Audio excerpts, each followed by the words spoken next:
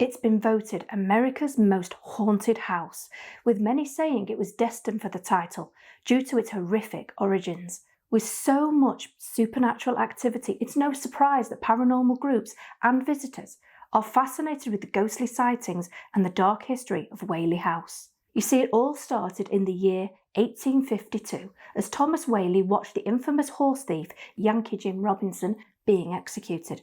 Thomas swore to himself that when the land came up for purchase, he would buy it cheap, as who else would want it? Little did he know that the man he watched die that day would linger and haunt him years later. You see, everyone despised Yankee Jim Robinson. He was known for being a troublemaker and a drunk. When he was finally captured, he was not even offered a representative, unlike his two accomplices. They got 1 year in prison, Jim got the noose. To make matters worse, they managed to botch up his execution by not considering his height, which was 6'4". Because of this, when he dropped, his neck didn't break. He was left to choke to death slowly and painfully, with the tips of his boots still touching the floor. It's no wonder he became a vengeful spirit.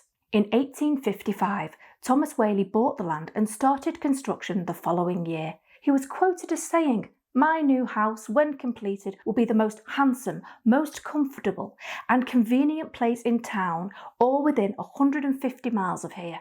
It seems Thomas forgot to add most tragic to that list too.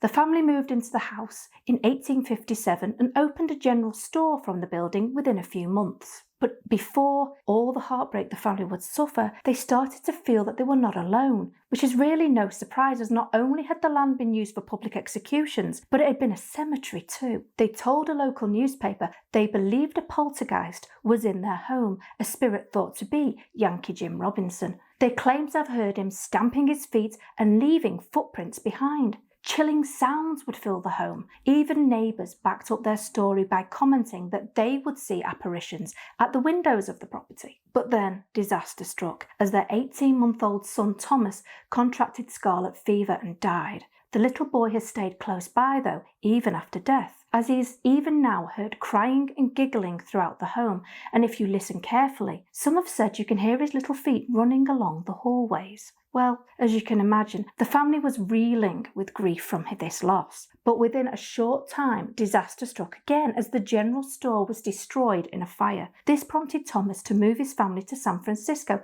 for a fresh start and a chance to build his finances back up. He did this by investing in stocks. In 1868, they moved back to Whaley House with their 5 children and attempted to pick up the pieces. From here, the Whaley House was used for many things, including the city courthouse, San Diego's first theatre troupe, and so much more. Life was busy, and all seemed well again.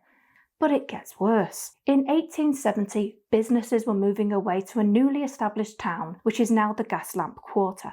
This meant life became more of a struggle. Then, in 1871, when Thomas was away on business, armed men robbed the property of courthouse documents, holding Thomas's wife Anna at gunpoint. Many think that this was the turning point for the entire family, as if they'd not gone through enough. You see, some years later, what should have been a wonderful occasion turned into heartbreak and shame. 2 of the Whaley daughters got married at the home, but happiness was short-lived for the youngest, named Violet. Within 2 weeks of her marriage, her husband, George Bellacci, ran off in the night. He'd apparently only married her to get access to her family's fortune, which didn't go as planned. It was shameful back then for a woman to be divorced. So, filled with sorrow and despair, Violet fell into a deep depression where she rarely left the second floor of the family home. On August 18th, 1885, aged just 22, Violet shot herself in the chest. She left a suicide note quoting poetry by Thomas Hood.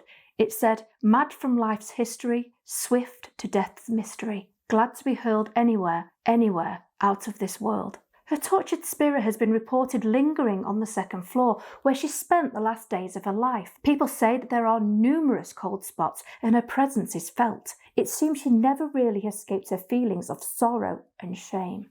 Her sister Corinne had been engaged at the time of Violet's suicide, but was dumped by her fiancé as he couldn't handle the family's scandal. Now, with so much pain and misery having taken place at the home, Thomas built his family a new place to live in. This left Whaley House vacant for nearly 2 decades. Then Thomas's health started to decline not long after, and in 1888 he died. Whaley House was in a total state of disrepair, but in 1909 his son Francis decided to take on the project of restoration. But he didn't want to live there. He wanted to create a tourist attraction where he'd inform guests of its history while entertaining them with his guitar playing.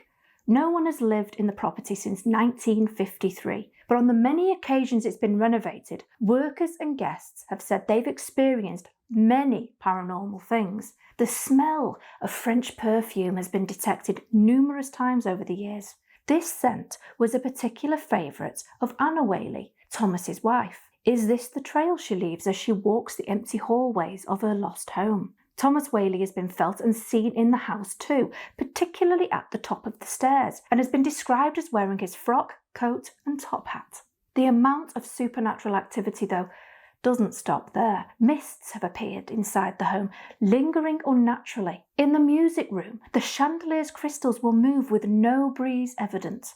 Shadows have been witnessed appearing and then disappearing in front of people, just to name a few. Even when the home is closed from the public, people have seen a figure at an upstairs window, or even curtains moving, though the windows are sealed shut. It really is a massive part of San Diego's haunted history, a house that Thomas Whaley thought would be his family's forever home, filled with happiness and success, instead turned into their nightmare, and a home they seem destined to forever haunt. Whaley House is open daily to the public so that people can step back in time and enjoy the wonders of the home. You are even encouraged to take photos, as you never know what image you might capture.